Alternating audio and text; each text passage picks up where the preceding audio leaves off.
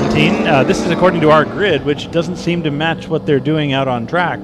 But we'll just read it down. The number 94 blue Ford Thunderbird of Jim Fillion. The number 11 Ford Thunderbird in red of Steve Thomas. The number 5 Chevrolet Lumina of Dick Young. The number 44, that's an Oldsmobile Cutlass of Sam Moses. Coming out a little late from grid, but now taking his position on the race cars. I can see them all out there now. And then finally we have the Mercury Marauder of Lenny Frost out there. But we'll read the rest of the names here too. We've got number 28 Ford Thunderbird in black of Beth Fillion.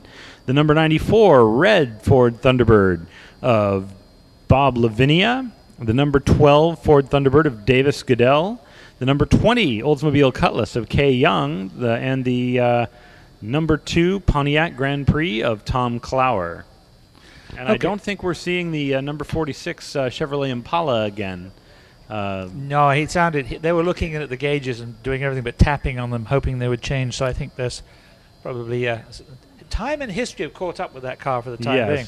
All right, we'll take a little closer look at each of these cars as they come by. There's not that many in the race. We'll give you some sense of the history of these cars as they come around. Yeah.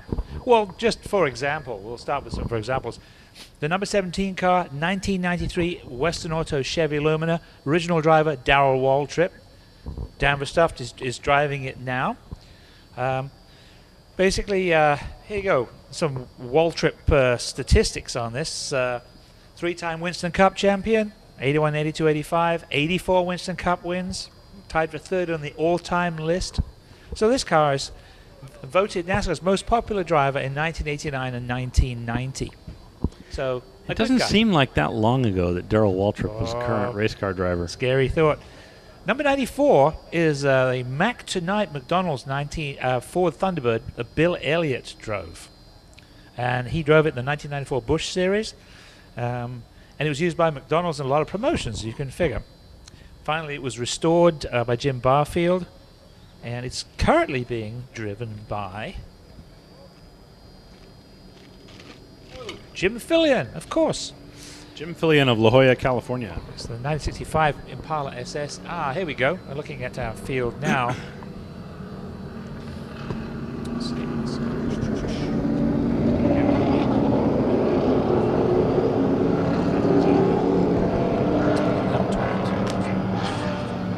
And the number 12 Meineke car is out there. That's 1993 Ford Thunderbird, originally driven by Jimmy Spencer, now driven by David Goodell.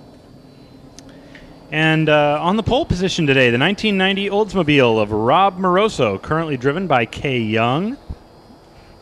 That car has 640 horsepower, 490 plus foot-pounds of torque. And in 1985, Rob Moroso was the youngest driver to win a Goodies Dash Series race, and also the youngest driver at age 19, winning a super speedway event at Charlotte. The red 94 McDonald's car is another Bill Elliott car. And that was, let's see, Sears Point, Watkins Glen. His best was outside pole at Watkins Glen in 1995 in that car. Sears Point in 1996, Elliott was injured at Talladega the week before, so Tommy Kendall drove it. Huh. So that was, and Dorsey Schroeder drove it again in Watkins Glen in 96. Was retired to be a practice car in 1998. And that's the other McDonald's car, that's the red one. You know, speaking of historic cars, I just saw Dick Tilden driving in his number 3 Bentley. If you've been around Portland and vintage racing for any length of time, you've met Dick Tilden. He's a dentist in Cornelius, and he drives this 1920s era Bentley Speed 6 on the road frequently. It's a burgundy car. You can't miss it. Okay, number 22 is our leader. That's Ralph Borelli of San Jose in a 1991 Ford T-Bird. That 151 is a 64 Mercury. It's a wonderful old car. And back in the day too, when they actually built stock cars that looked like stock cars as opposed to tube frame with similar bodies, shall we say? Yes. Yes, two-door Ford Tauruses, for example, things like that. and Toyota Camrys with pushrod V8s in them. Which they had to build specially so they could actually race. And manual transmissions. Yes, yes, exactly.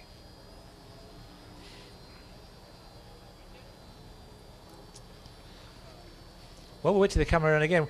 These are all about 650, 700 horsepower cars for the most part, and very some up to evenly 800. matched. Yeah, those would be the later ones. I think when we were talking to Dan Verstuft earlier, he said that was one of the things that they had pretty much in common. Is the horsepower range is pretty even.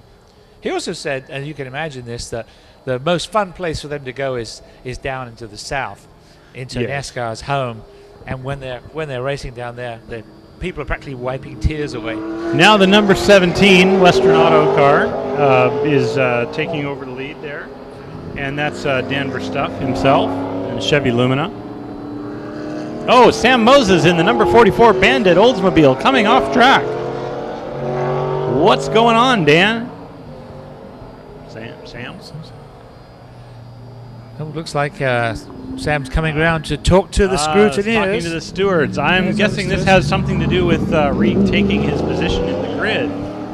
Could be. Well, but they're stopping him now. He was deciding not to be stopped, and then they insisted, and they are not happy with him. And he's talking to the steward, having a little consultation. I think you could call it that. My guess is that conversation is pretty much one way at this point. The only correct answer is yes, sir. Yes, sir. I'm very sorry. I won't do it again. Exactly. Now, please, can I go?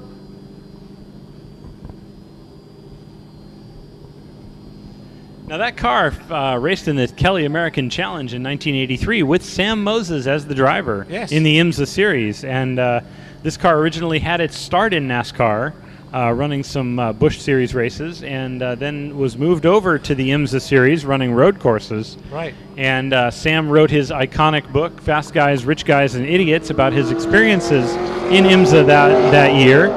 And now Sam being waved back out onto the track, and Sam will want right? Well, but you know, when you send somebody back out after a consult like that, they tend to go faster. A consult? You call it a consult? A consultation. From the steward's point of view, it's a consultation. Oh, okay. I was going to say, I was thinking of consultations I had with my father when I was a kid. It's very much like the consultations that you had with your father. Yes, if you do that again, we're going to have a consultation. Yes.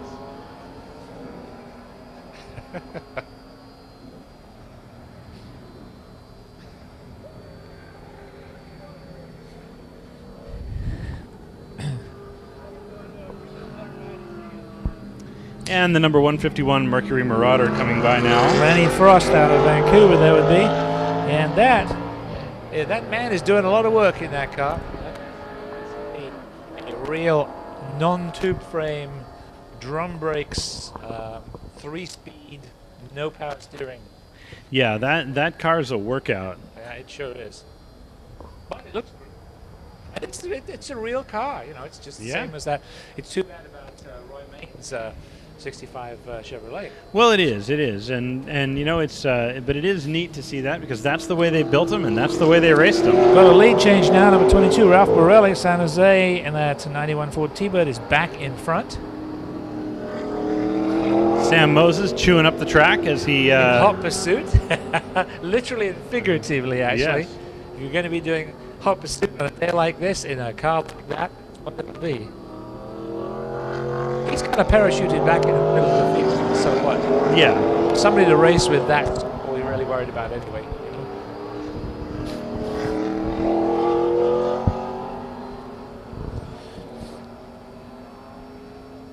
The number 11 Budweiser car, that's Steve Thomas out of San Diego, 1994 T-Bird.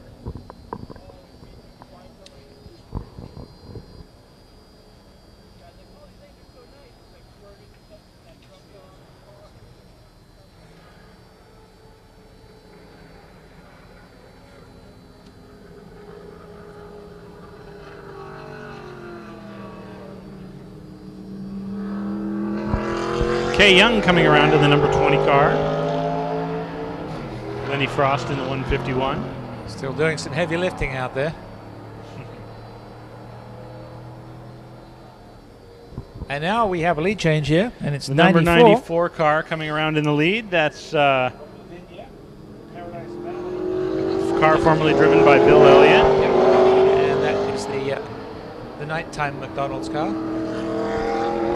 Also seeing the number 5 car out there. That car is a Chevy Lumina driven by Dick Young, originally driven by Ricky Rudd, but mostly by Terry Labonte in the Kellogg's Cornflakes livery.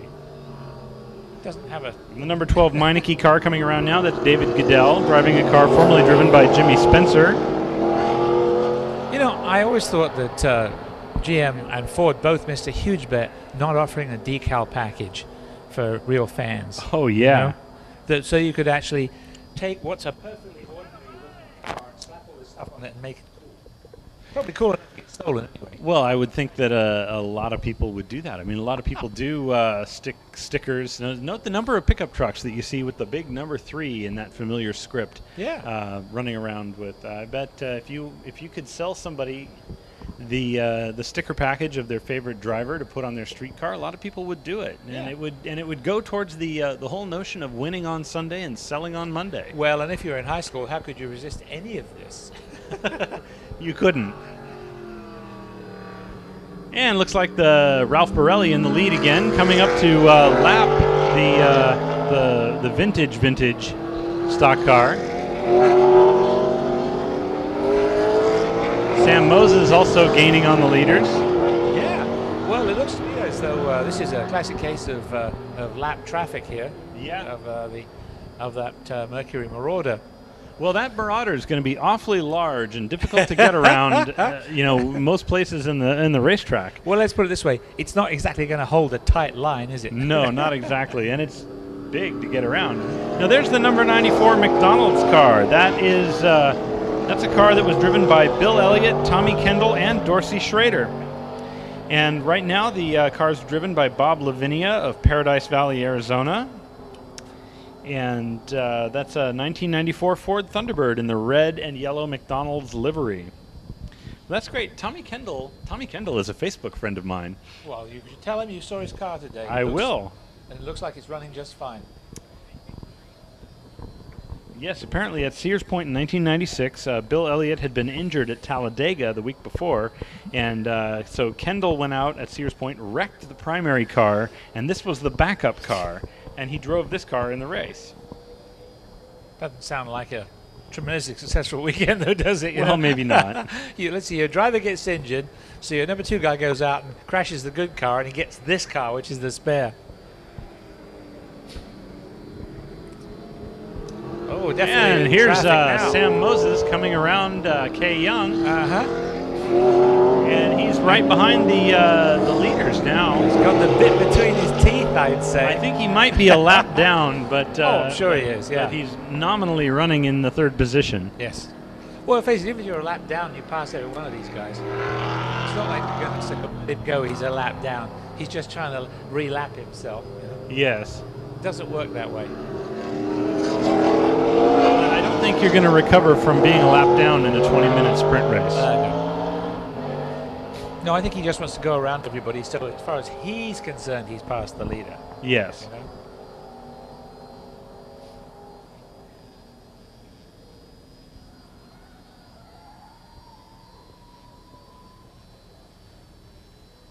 You know? Well, that actually happened to me here once. 1992 national race. No kidding. It had been raining off and on all day, and it had sort of cleared up. And we actually it's 4th of July weekend, so it was about this time of year. And it had been dry for a couple of hours, and so everybody elected to put on dry tires. But I told my crew, have my rain tires ready in the pit lane. And we went out and we started racing, and it started raining on the pace lap. Oh, huh? And then as soon as the green flag dropped, it started to come down heaven's hardest. And so people sliding all over the place, and after a few laps, I came into the pits and I told my crew, change my tires, put reins on in the middle of a 25-minute sprint race. And it took 6 minutes, which amounted to 3 laps to get those, because it was an SCCA crew and not a NASCAR crew. Right. And took 6 minutes to change my tires and get me back out there. So I was 3 laps down on the entire field, last place. But I took a lap back before the end of the race. I passed the entire field, which is a new experience for me. Yeah. And it was a good day. In my mind, that was a win. It is a win. No, I know what you mean. One of the things about racing anything is once it rains, suddenly everything's different. Yes. Who's used to be fast is nervous, and guys who rode to work, suddenly they're fast because they're used to riding in the rain. And that's one of the things, especially racing vintage bikes, because they'd be mixed up with other fields at Armour and stuff like that. Well, you've got narrow tires with pretty good tread, and so suddenly everybody's all the 600s that got fat tires with not much tread at all. Right. And they're very nervous, and you can just feel like you're hotter than hell, Yeah. Every dog has his day, right, Paul? Exactly, yes. Well, Sam's still running hard here. A lap down, but still basically running with the leaders. I'm sure that feels good enough to him. Yes. Well, and I ran into Sam out in the paddock here about an hour ago when I was off getting our coffees, and I asked him how the day was going for him, and he said this whole weekend had just been fantastic, and he was just stoked to be out there driving with these great stock cars and racing the Bandit. It's been a long story for him since he found the Bandit again after 20 years after he raced it and went and bought it. And brought it back in pieces essentially, and then went ahead and has built it back up from just about nothing in its original livery.